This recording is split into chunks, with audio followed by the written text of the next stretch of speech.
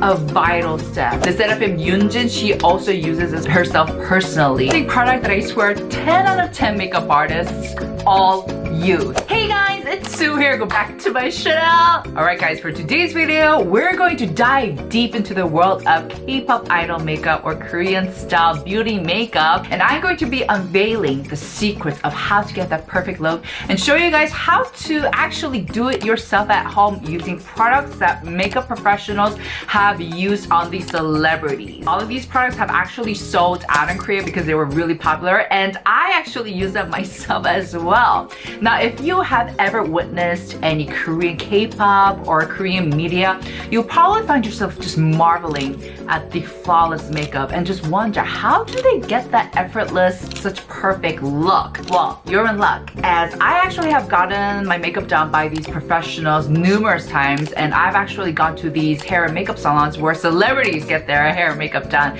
and I picked up a thing or two. So I'm going to share you guys 3 really easy tips on how to achieve that perfect, flawless Korean beauty makeup look at home. Of course, don't forget to give this video a thumbs up, and let's get started right away, guys. So there are 3 really important things that makeup professional artists do that make the difference from just regular makeup to that flawless, effortless Korean beauty makeup. And first, prepping your skin with good skincare is such a vital step. If you're not gonna do your skincare, just forget it. Just don't even bother trying. Don't even bother attempting this at home. Anytime you get your makeup by these professionals, they will 9.9 out of 10 times place these cotton pads drenched in essence, so toner pads on top. They'll put on these toner pads onto your face, and this is going to help prep your skincare for that makeup. And this has numerous functions. First, it's going to hydrate.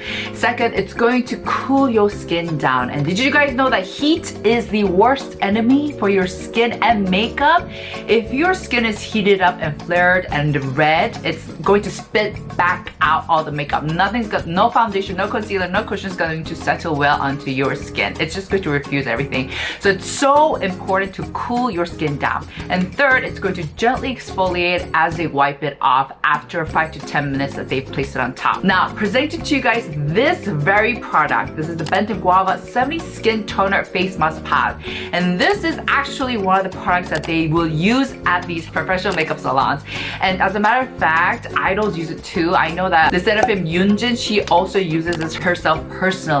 And this has been sold out. And this was actually made by a collaboration with Bomni, who is a fellow Korean beauty creator. And she is dead on serious about having that flawless skin. You know, she's all about the prepping the skin for that seamless makeup finish. So she knows what she's talking about. So she collabed with Benton and created this, and this is actually used in, like I said, a lot of makeup shops. Like I said, it's so important to thoroughly hydrate your skin and do your skincare properly before going in with your makeup. But because of the style, what people end up doing is overdoing it. They overpile. They use products they were saving for a special occasion and be like, oh, I feel like this hydration is going to make a difference. And they just start piling on unnecessary skincare. And that is exactly what you want to avoid, because what happens then is that you end up getting makeup goops or makeup peels or peelings, you know, and everything just starts coming off.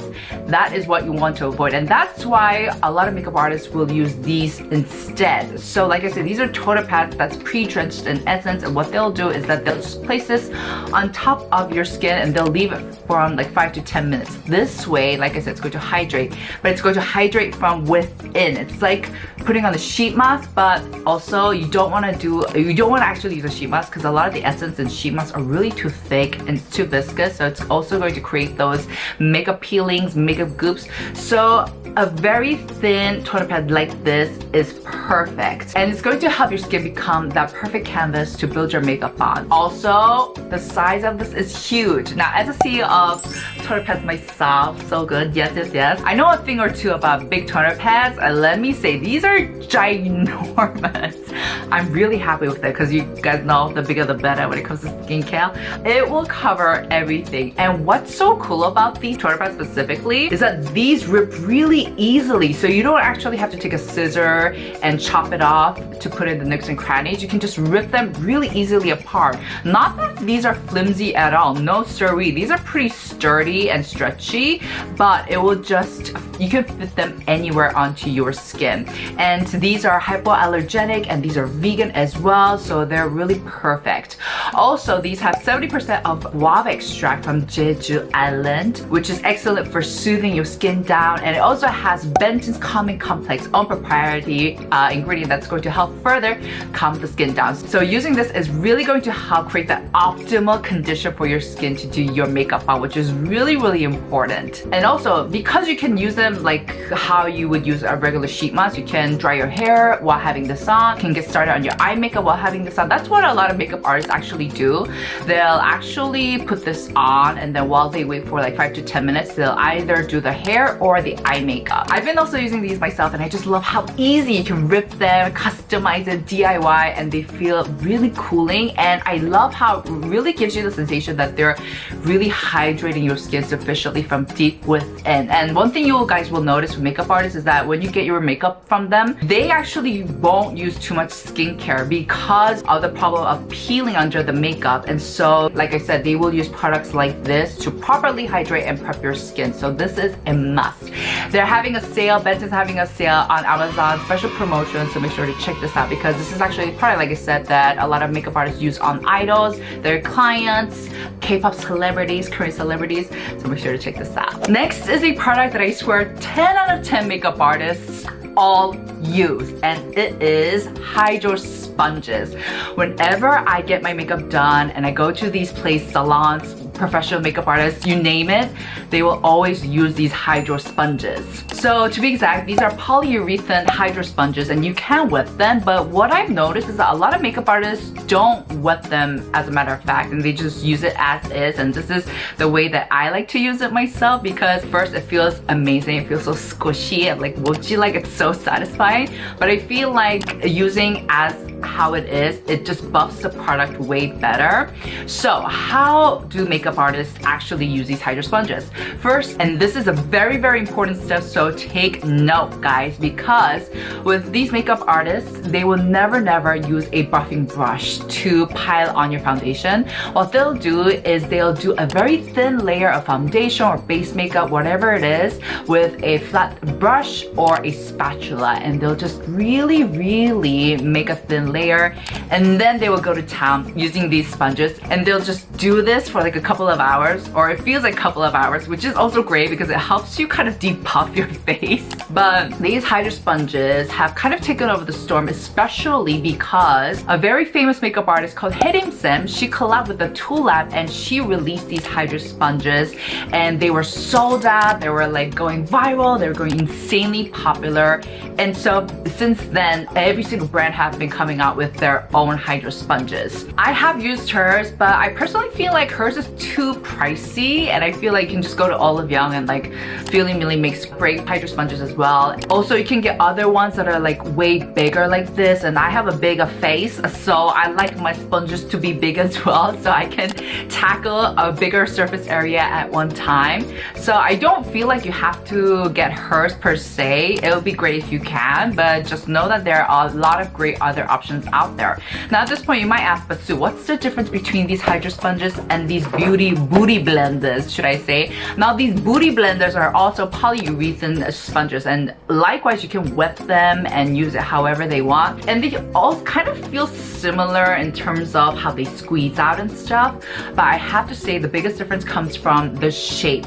This rectangular shape that provides this nice thin flat layer just does so much when you're trying to blend that in. And I know that you also get a similar kind of circular shape, but there's something so satisfying and so easy about the specific kind of flat shape that you get. Now with that being said, you can go ahead and use your own beauty blender. It's not a problem, but I feel like with these hydro sponges, like the surface feels a lot more concentrated so that it literally spits back out the product. It really doesn't soak up too much product, especially if you're dealing with hydrating foundations that are very sheer. You know, when you're trying to like, especially when you use a latex sponge, which is another type of sponges that a lot of makeup artists use, these are the ones that are more common.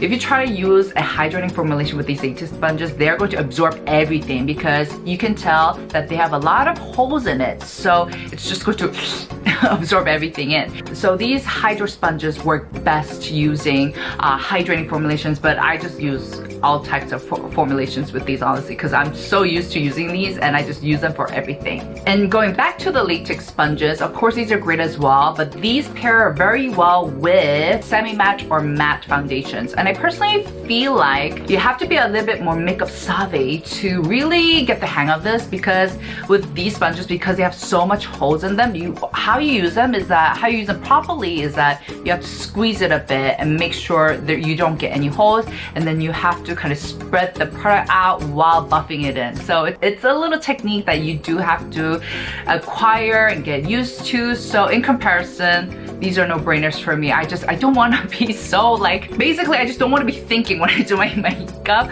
So these work fine for me. And I do usually go for hydrating formulations on the whole. So these are just perfect. Make sure to check these out. Last but not least, if there's one distinctive thing that really separates Korean beauty makeup or K-pop idol makeup from the rest of the world, actually the Western or US makeup, it is the aegyosil makeup. Now aegyosil literally translates to cute flesh, and it refers to this thin piece of lining of fat underneath the eye area. And some people have it, some people don't, but we Koreans love emphasizing this because it gives us a more youthful and lovely and cute look. Some people actually go as far to get fillers for them if they don't have them. I am scared to get fillers, so what I do is I create them. I literally give birth to them using makeup products. And it's so interesting because there's a whole category of aegyosil makeup products in Korea and even in Japan even. And it's so interesting because you have aegyosil liners, aegyosil highlighters, aegyosil concealers, aegyosil pencil liners. It's just so crazy and wild to see all sorts of these products. And here introducing the product that went viral. This is the Two Cooper School for Potage Pencil Art Class.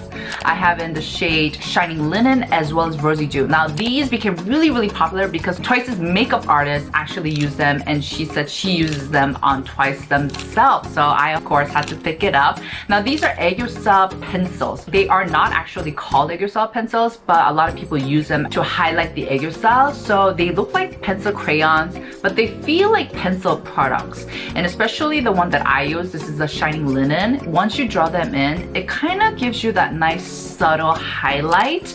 And what's really great about this product is that it's first easy to work with and it's very subtle. So one of the things that I learned, doing the aegyosil makeup myself is that if you go in with a product that's too starkly white or that's too contrastingly white, it looks hella awkward. So with aegyosil, it's really an artistry. It's an art. You have to be really subtle. Actually, subtlety is a very big key in doing Korean makeup. It's all about those subtle layers. Layers are sexy, So when you actually draw this on, it kind of feels scratchy, but it's not too scratchy, honestly. But it gives you that nice, subtle, sheer layer of that highlight. So it makes it look very natural and it's very easy to work with, like I said. And once you've highlighted your aegyosil with this, what you want to do is you want to create that dimension or that shadow underneath. If you don't have aegyosil like myself, but you want to still create that really nice, natural aegyosil look, oh my goodness, like I said, it's an art itself. So my own aegyosil makeup step is very insanely intricate. I think I used like 8 products. I'll post it up as shorts, or I already have. But it's honestly creating that nice dimension, that nice, I guess, volume, shadow, highlight, just everything. And it's really fun. It really does make a difference in your makeup. It really does give you that nice, youthful look. Okay guys, I'm so sorry to interrupt the video, but the lighting is weird. I know this looks so awkward against my complexion, but I swear the camera's doing a really bad job picking up how my complexion is, but the color really suits my complexion. But yeah, back to the video. Now at this point, a lot of people ask, Sue, what's the difference between aegyo-style and eye bags?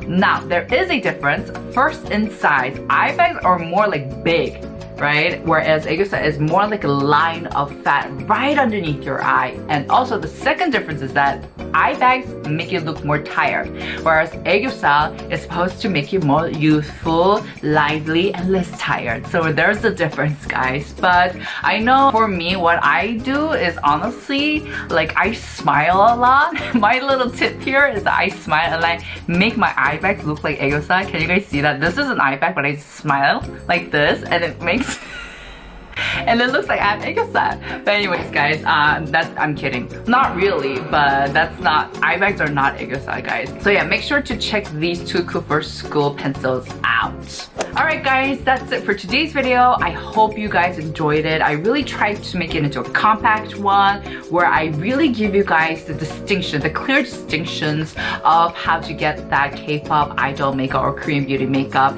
If you liked watching this, make sure to give it a thumbs up. I actually had a lot of fun preparing this video, and I personally love makeup as much as I love skincare. So if you guys want to see a part 2 or skincare version of this, let me know in the comments down below. Alright guys, make sure to give this video a thumbs up, and I'll see you guys in the next